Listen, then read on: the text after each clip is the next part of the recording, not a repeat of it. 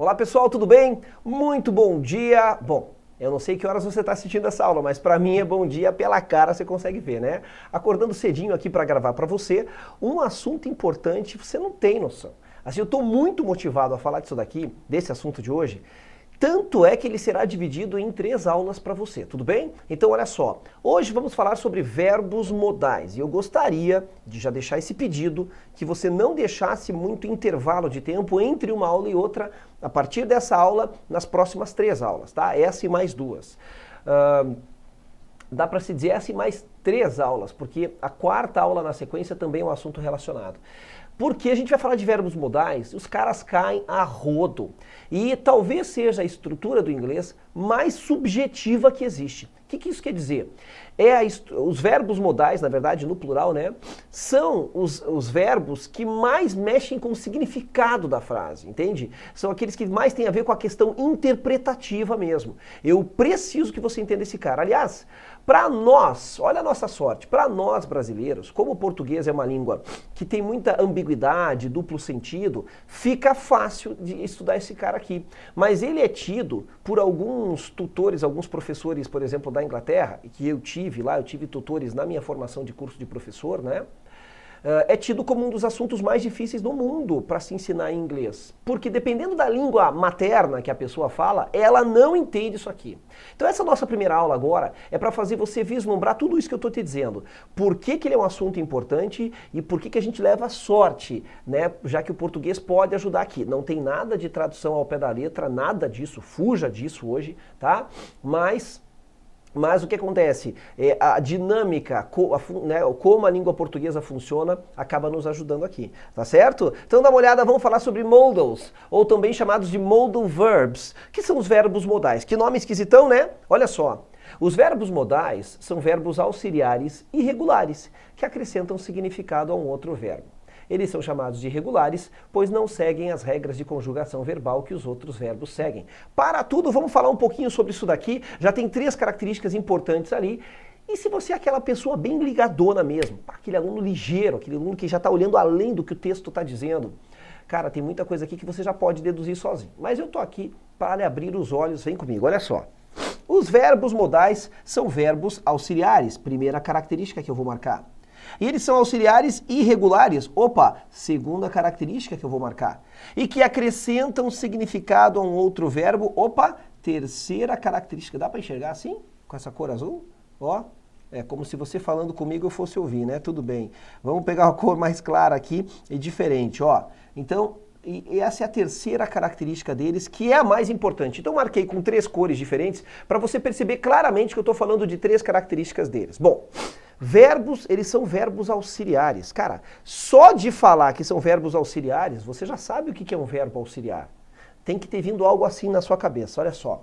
Bom, a gente quando estudou lá no Simple Present a frase I like, a gente disse o quê? Como é que eu digo em inglês eu não gosto? I don't like. Lembra disso? Pois é. Como é que eu pergunto você gosta? Ó, quem vem pra frente. Do you like? E ali foi quando a gente começou a ver essa história de verbo auxiliar, em que eu tinha o verbo do, né? O verbo auxiliar do, que se somava ao not para fazer a negativa don't, e eles dois iam para frente para fazer pergunta, embora seja mais comum a gente fazer pergunta na afirmativa.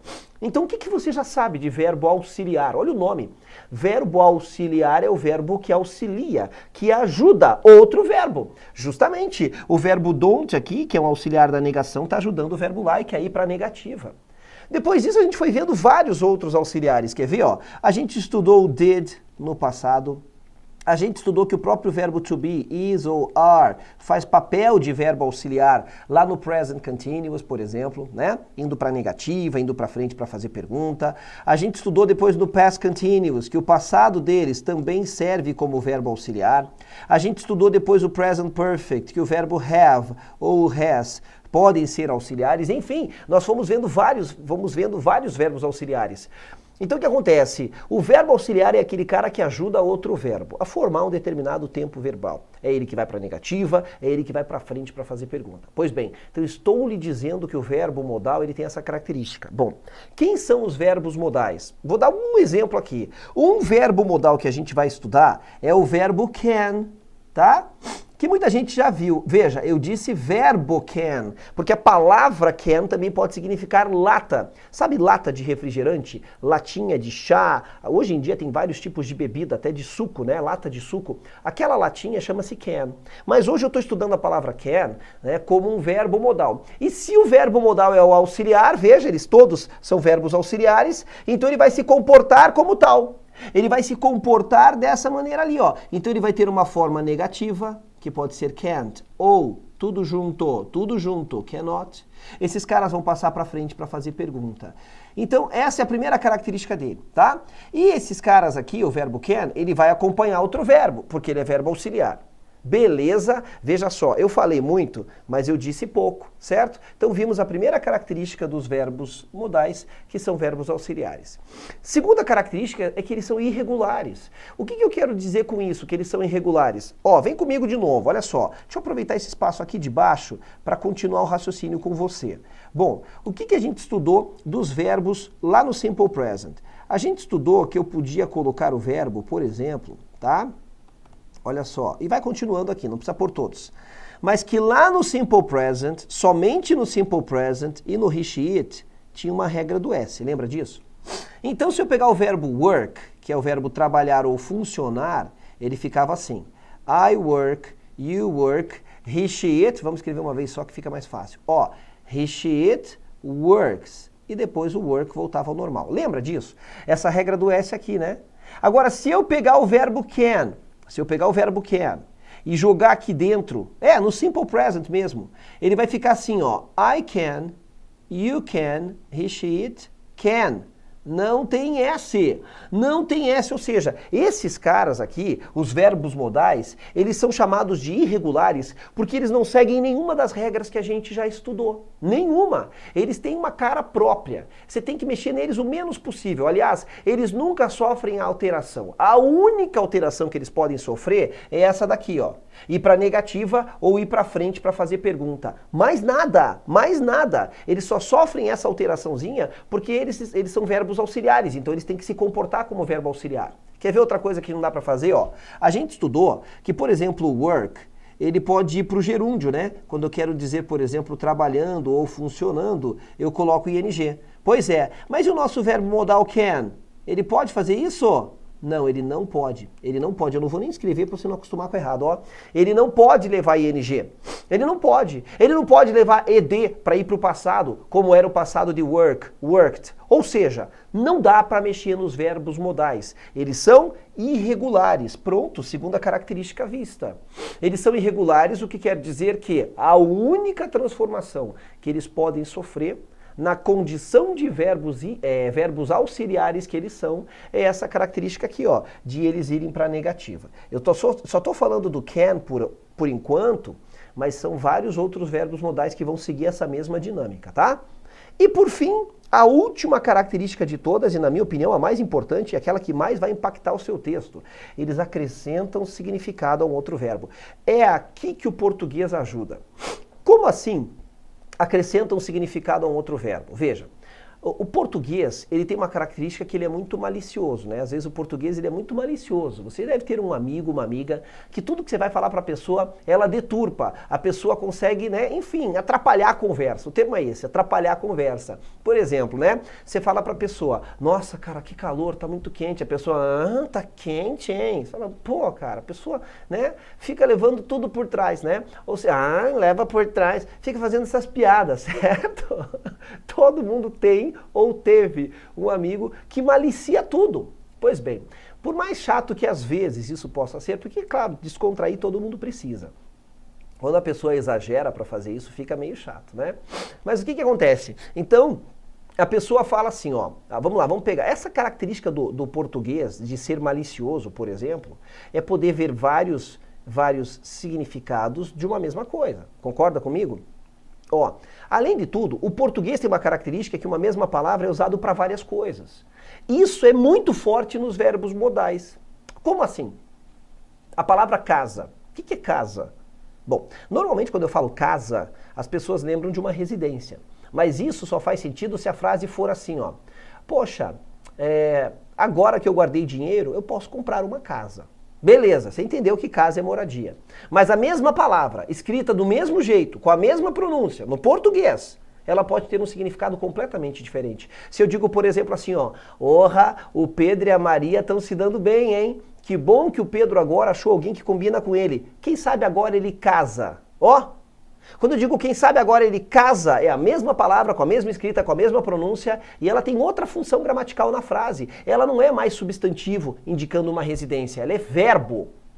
Essa característica do português é uma mão na roda para esse assunto aqui, ó. Porque os verbos modais, eles vão fazer isso. Na medida em que eles são verbos auxiliares, portanto, eles acompanham outro verbo, eles vão afetar o significado desse outro verbo. Eles vão, acrescentar significado a um outro verbo. Por exemplo, vamos lá. Quando eu digo I cook, vamos pegar esse exemplo aqui, ó. O que quer dizer a frase I cook? Eu cozinho.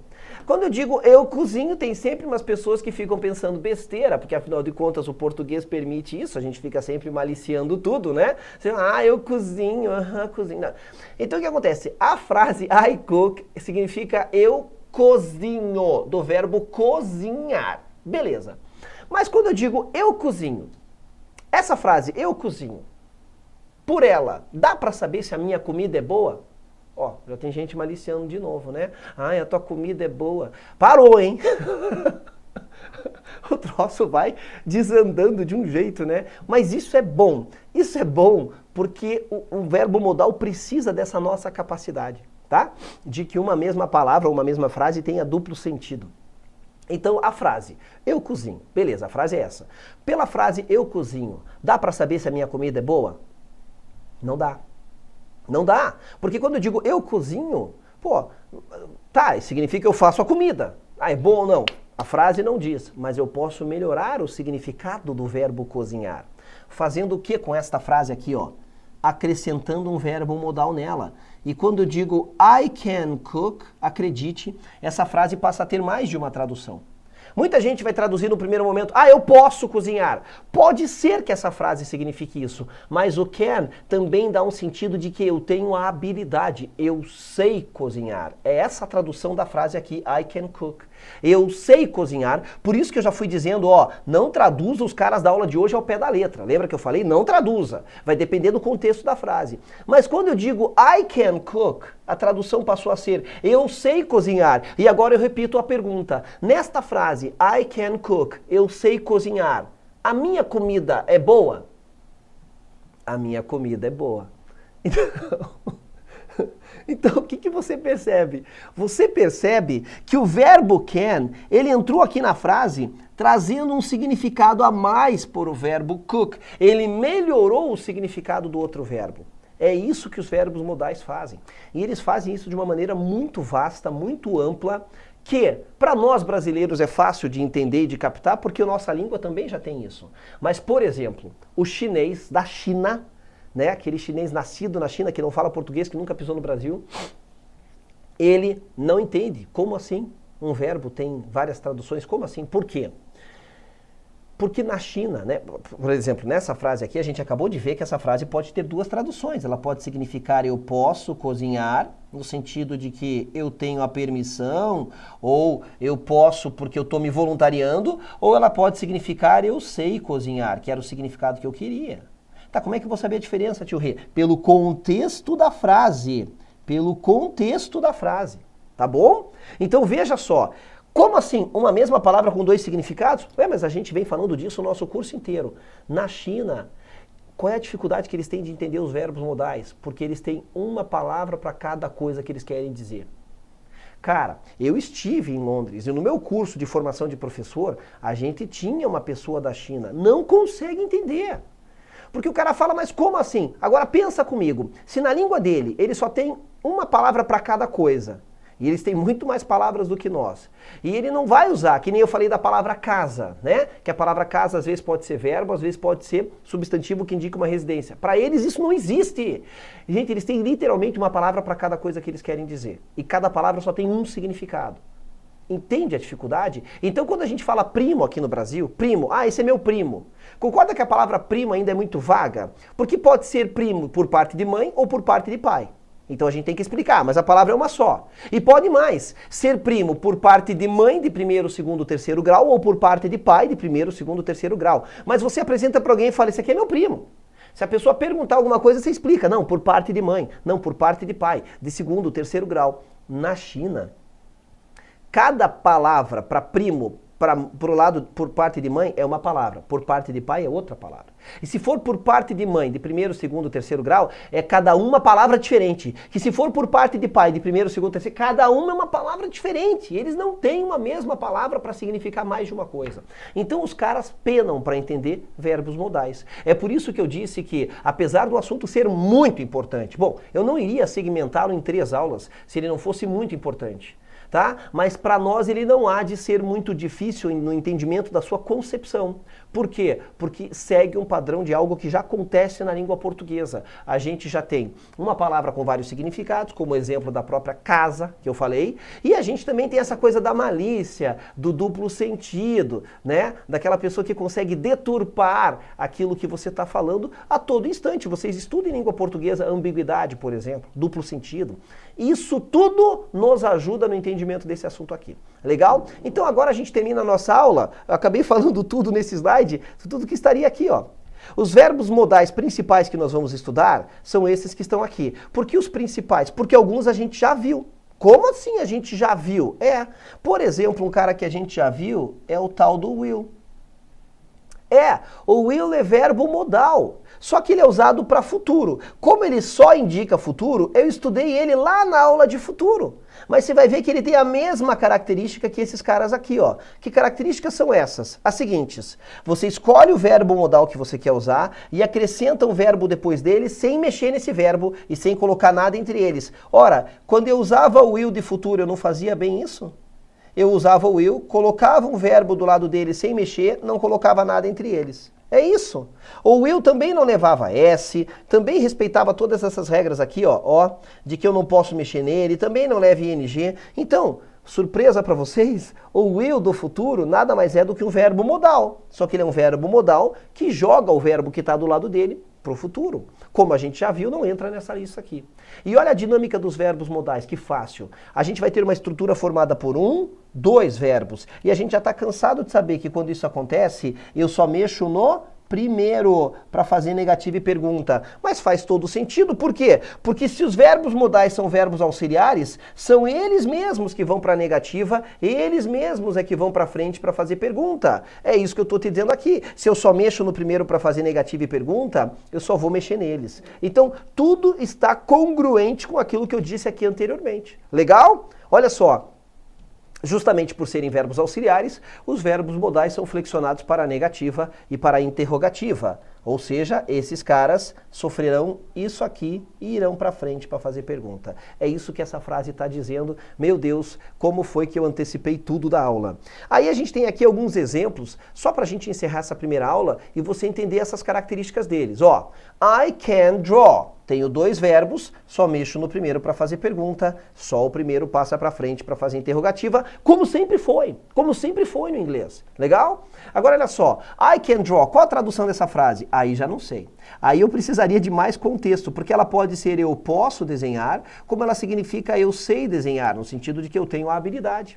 Então, os verbos modais, eles têm essa característica que é a mais importante de todas. Eles são extremamente subjetivos. O que eles querem dizer no texto depende do texto. É aí que mora o grau de dificuldade deles. Então, e por que eles são importantes? Justamente por isso. Porque eles mexem com a intimidade do significado do que a frase quer te dizer. Legal? Bom, negativa, I can't ou I cannot draw, tá? E na pergunta, can you draw? What can you draw? Uma pergunta básica gera uma pergunta complexa, basta colocar ali na frente um pronome interrogativo. Você sabe desenhar? O que você sabe desenhar? Vamos ver outro exemplo? Olha aqui um exemplo com should. Should tem várias traduções. A que as pessoas mais conhecem é o verbo deveria. Mas tem várias traduções. Então, olha só, a palavrinha should, aqui, significando deveria, diz assim, o Paul deveria falar com ela. Você notou como é que os verbos modais funcionam? Ó, eu não mexo nele, eu não mexo em quem vem depois. No máximo que ele pode sofrer de alteração é isso aqui, ó. Ele passa para negativa, para fazer uma negativa, é ele que passa para frente para fazer pergunta. Então fica, Paul shouldn't talk to her, o Paul não deveria falar com ela, o Paul deveria falar com ela. Por quê? O Paul deveria falar com ela. Então, é muito fácil, é assim que funciona a dinâmica dos verbos modais. E na aula que vem, nós vamos começar daqui, ó. Na aula que vem, nós vamos destrinchar algumas, não todas, não há como. Como ele é um conteúdo muito subjetivo e que depende do contexto da frase, ele é muito situacional. Ele depende de cada situação em que ele aparece.